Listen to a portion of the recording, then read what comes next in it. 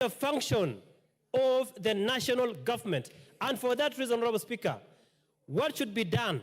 We should align resources, follow functions. We should align our bursary system so that bursary that is given by the county government, which is illegal and unconstitutional, let it be taken to the national government and be managed by CDF. Honorable Speaker, if there is a system that is working, and it is unfortunate that the court made a declaration declaring CDF as a nullity. And Honorable Speaker, even as you speak of CDF in this House, as a lawyer, I know that we are in the winding up period because we have been given up to 2026, unless we appeal.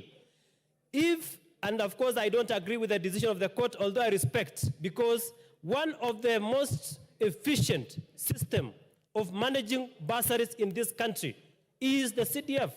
We've never had major audit queries by the Office of the Auditor General in respect to bursaries managed by CDF. Honorable Speaker, I have read the report, the Senate PIC report on bursaries offered by the county governments. Honorable Speaker, there are serious audit issues that have been raised in respect to bursaries that are managed illegally and unconstitutionally by the county governments.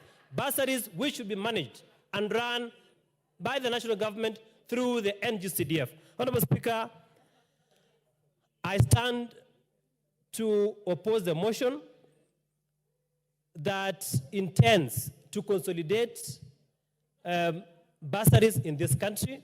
And I've said the system is not broken. Order. What we need... Order. I'll give you a minute. Something is happening on row 3, on my right.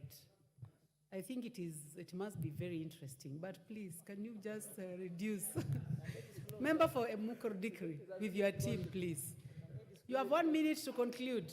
You have 1 minute to conclude. Thank you, Honorable Speaker.